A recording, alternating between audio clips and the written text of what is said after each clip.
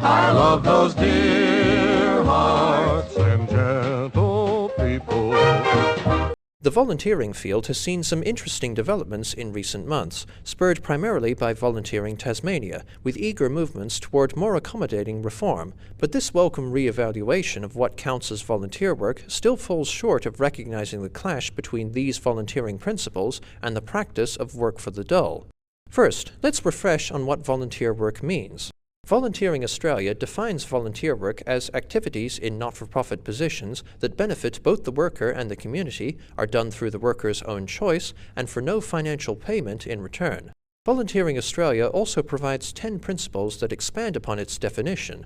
These principles further address the function of volunteering as a positive method for people to contribute to society and stress that volunteer work must not intrude upon paid work or deny a paid worker his or her wage. The definition of volunteering is a critical reference for the volunteering sector, Volunteering Australia CEO Brett Williamson asserts. Not only does it enhance workforce planning, it underpins the integrity of volunteering and volunteers, ensuring a common understanding of what volunteering is, which is all the more reason to clarify its meaning. Volunteering Tasmania believes that VA's principles have a limited scope for volunteering in the modern world. Pro Bono Australia cites an explosion of new roles in its appraisal of Volunteering Australia's 1996 The Definition and Principles of Volunteering, and so declares this document inadequate for Australia's present volunteering industry. These new forms of volunteering include corporate volunteering, businesses enlisting their employees for volunteer activities, micro-volunteering, volunteering via the internet, and episodic volunteering, short-term, strictly arranged volunteering. As such, in May 2014, Volunteering Tasmania, on behalf of Volunteering Australia, declared its aim to lead the nation in a landmark review to redefine what it means to be a volunteer in today's modern and fast-paced society. Its Characteristics of Volunteering statement refines and simplifies the definitions of volunteer work, with the most relevant alterations being a widening of scope and permitting some kind of minor financial return. Volunteering Tasmania indicated its aim to incorporate activities where there is a financial benefit to the volunteering act, including reimbursement of expenses, a living allowance, or a complimentary movie ticket. They have also opened up to more informal forms of volunteering, not just organizational settings. This may include a weekly visit to an elderly neighbor to provide companionship and food, Volunteering Tasmania CEO Adrienne Picone declared. My own volunteer situation, as a resident of Victoria, involves 2 official placements: Eastern Volunteers, for which I write articles and manage this very YouTube channel, and ticket-selling work at the Healesville Tourist Railway on Sundays. But according to these new principles, my unpaid film review column for the Mountain View's Mail newspaper and my script writing for Illusionist Productions, shameless plug, might be considered valid volunteer work under Tasmanian law. Picone exclaims their excitement in Volunteering Tasmania taking the lead on nationwide review. They are leading the charge in formulating a modern and comprehensive definition of what it means to be a volunteer in Australia. This updated perspective on volunteer work not only takes into account new modes of volunteer work in the new millennium, but Volunteering Tasmania also expects it to translate into a boost for the volunteer sector, as more people will take up volunteer positions or identify themselves as volunteers when they may not have before. Volunteering Australia determines that in 2010, a whopping 6.1 million Australians, 36% of the adult population, participated in volunteer work, and in their 2001 National Standards release, VA proudly reported that the not-for-profit sector was worth almost 10% of the nation's GDP. Imagine how much larger the volunteer sector would grow with these reforms at play. Many workers would appreciate the greater freedom in positions to accept and the fact that more tangible incentives for volunteering would be legal.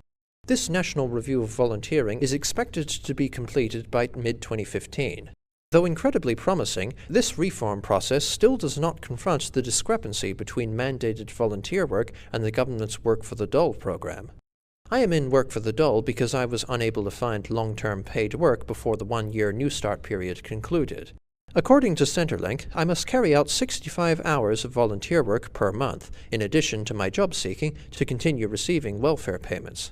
This has been pretty commonplace for many young Australians since Work For The Dole's introduction in 1998, but it seriously clashes with certain volunteering principles. Principles 2, 3, and 4 stress that volunteer work is unpaid, volunteering is always an act of choice, and volunteering must never be compulsory.